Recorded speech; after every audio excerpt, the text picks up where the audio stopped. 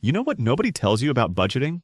That 95% of people who start a detailed budget quit within the first month. Like they download the app, set up all their categories, track their spending religiously for 2 weeks, and then life gets busy and they just stop. And then they feel guilty about failing at budgeting, so they avoid thinking about money altogether, which makes everything worse. Yeah, so I was absolutely one of those people. I tried budgeting with Mint, YNAB, Excel spreadsheets, even a physical notebook where I wrote down every purchase. And every single time I'd be super motivated for maybe 3 weeks, and then I'd miss a few days of tracking, fall behind, and give up entirely. The problem wasn't that I was lazy or bad with money. The problem was that every budgeting system I tried required way too much ongoing effort to maintain. My name is Don, and I used to think I needed to become a financial expert before I could invest, when really I just needed to understand like 5 basic things and then actually start. And here's what finally clicked for me about budgeting. If a budget requires constant maintenance and attention, it's going to fail. The only budget that works long-term is one that's so simple it basically runs itself.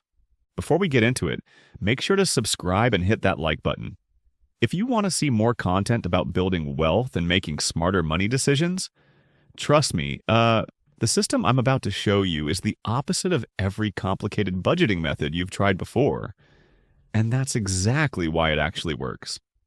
All right, let me start by explaining why traditional budgeting fails for most people, because understanding this is key. Traditional budgeting is based on tracking and willpower. You're supposed to track every expense, categorize it into the right bucket, compare your spending to your budget, and then use willpower to stay within your limits. And in theory, that makes sense. In practice, it falls apart for 3 reasons. First, tracking is exhausting. You have to remember to log every transaction, which means pulling out your phone after every purchase or sitting down at the end of the day trying to remember what you spent. Miss a few days and you're behind, and catching up feels overwhelming, so you just quit. Second, categories are arbitrary and confusing. Is coffee a food expense or entertainment? Is a new shirt for work a necessity or a want?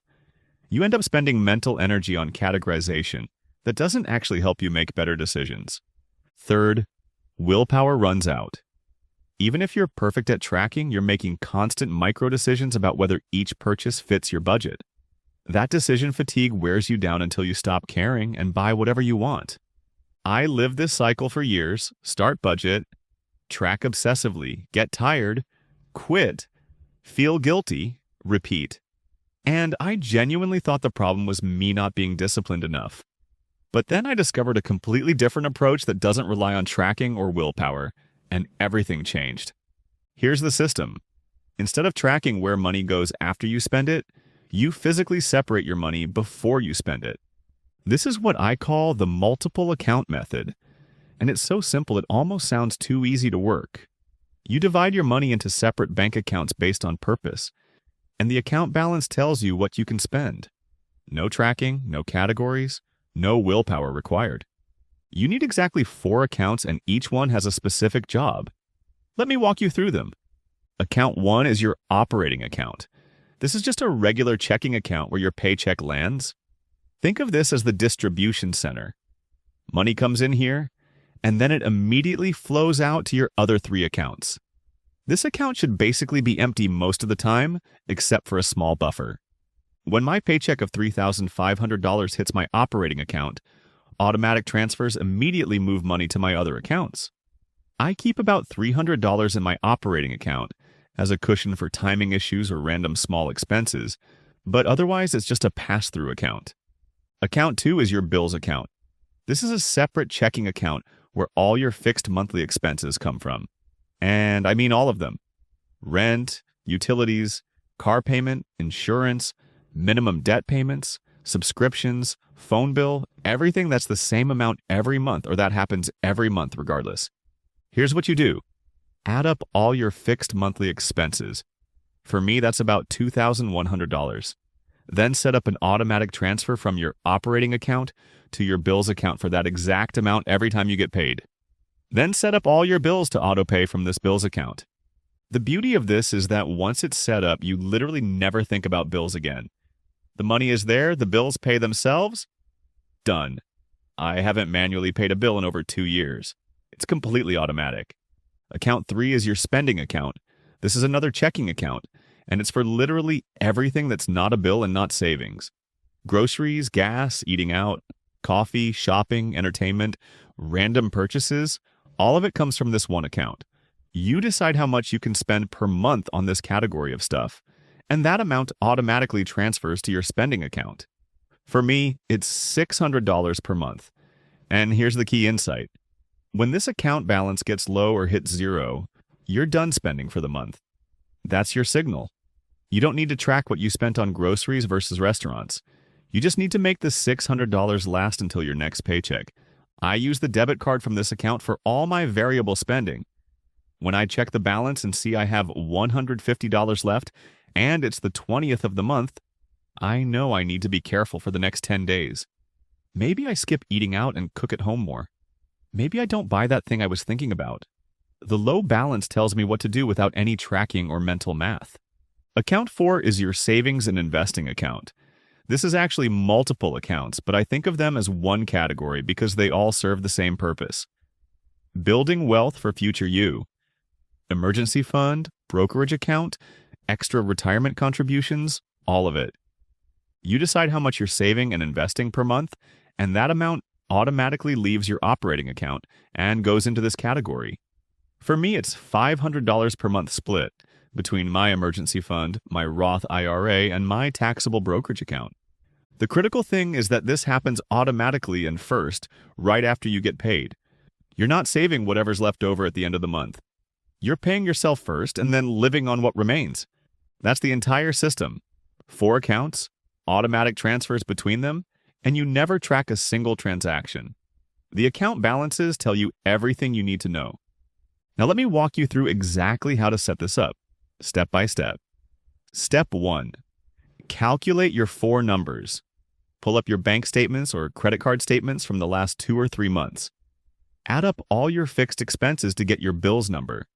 Estimate your variable spending to get your spending number. Decide how much you want to save to get your savings number. And whatever's left becomes your operating account buffer. When I did this, my numbers were $2,100 for bills, $600 for spending, $500 for savings, $300 stays in operating as buffer. Those 4 numbers add up to $3,500, which is my monthly take-home. Your numbers will be different, but the process is the same. Step 2. Open any accounts you don't already have. You probably have a checking account that can be your operating account. You might need to open a second checking account at your same bank for bills. That takes like 10 minutes online. You might need to open another checking account for spending, or you could use a different bank if you want more separation. For savings and investing, you'll need a high-yield savings account for your emergency fund, which you can open at Marcus, Ally, or Discover in about 10 minutes. And you'll need investment accounts if you don't have them, which you can set up at Fidelity or Schwab. I spent maybe an hour total opening all the accounts I needed. It's not complicated, just slightly time-consuming upfront. Step 3. Set up all your automatic transfers. This is what makes the whole system work without ongoing effort. Log into your bank and create recurring transfers that happen automatically on a schedule. I get paid on the 1st of every month. On the 2nd, automatic transfers move $2,100 to bills, $600 to spending, and $500 to savings. I never have to remember or decide. It just happens every month. If you get paid twice a month, split your amounts in half and have them transfer each payday. If you get paid weekly, divide by 4 and have transfers happen weekly. Match the automation to your pay schedule. Step 4. Set up automatic bill payments from your bills account. Go through each fixed expense and set it to autopay from your bills account. Some will be through your bank's bill pay service. Some will be autopay set up with the company directly. Either way, make everything automatic. This step takes the longest, maybe an hour, to set up all your bills on autopay. But you only do it once and then you never manually pay bills again. Step 5. Use your spending account for all variable expenses. Get the debit card for this account and use it for groceries, gas, eating out, shopping, everything. After a few weeks, you'll get in the habit of checking the balance before making purchases, and it'll naturally guide your spending without any tracking required. Now let me tell you the common mistakes people make with this system and how to avoid them. Mistake 1. trying to track spending within the spending account. People hear this system and think, okay, but I still want to know how much I'm spending on groceries versus eating out. Stop. That's missing the entire point. The point is that you don't need to track or categorize.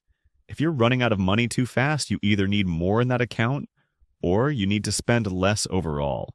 The specific breakdown doesn't matter. Mistake 2. Moving money between accounts when you overspend. If your spending account hits zero on the 22nd, you don't transfer money from bills or savings to keep spending. You just stop. That's the natural consequence, and it's what teaches you to budget your spending throughout the month.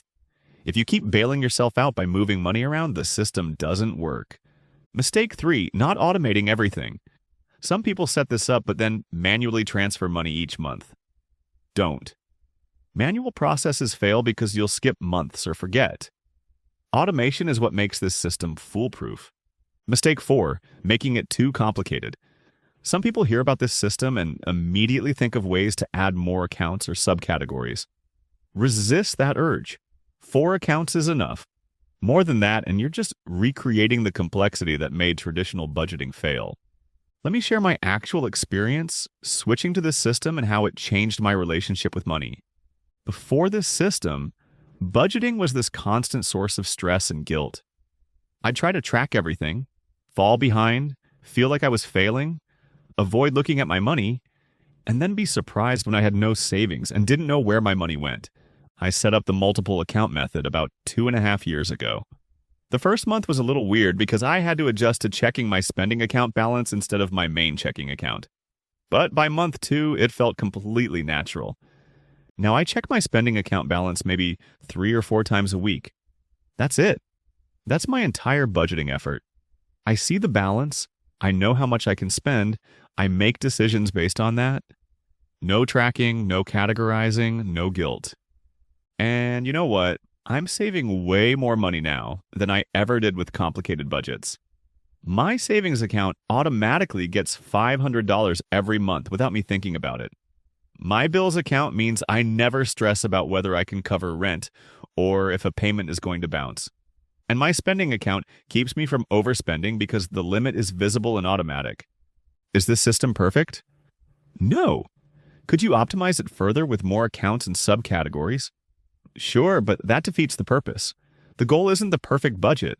The goal is a budget that actually works in real life with real human psychology and real limited time and attention. Here's what I want you to understand. You haven't failed at budgeting because you're bad with money or lack discipline. You've failed at budgeting because traditional budgeting systems are designed to fail. They require too much time, too much mental energy, and too much ongoing maintenance. This system works because it's aligned with how humans actually function. We're terrible at constant tracking and constant willpower, but we're pretty good at checking a bank balance and making decisions based on what we see. This system uses that instead of fighting against it. So here's your action plan for this week. Calculate your 4 numbers based on your income and expenses. Open any accounts you don't already have. Set up the automatic transfers to happen after each paycheck. Set up automatic payments for all your bills. Start using your spending account debit card for all variable expenses. That's maybe 2 hours of work total, and most of it is just waiting for accounts to open or going through your bills one by one to set up autopay. But those 2 hours set up a system that will work for years without requiring constant attention. You don't need a fancy app. You don't need a complicated spreadsheet. You don't need to track every transaction or agonize over categories. You need 4 bank accounts, some automatic transfers, and the discipline to live within what's in your spending account each month. That's it. If you found this helpful, make sure to subscribe and hit that like button. And drop a comment telling me if you're going to try this system or if you already use something similar. I'd love to hear how it works for you. Thanks for watching. And remember, the best budget is the one you'll actually maintain. And you'll maintain this one because it requires almost zero ongoing effort once it's set up. Stop fighting against complicated systems and start using one that works with human nature instead of against it. I'll see you in the next one.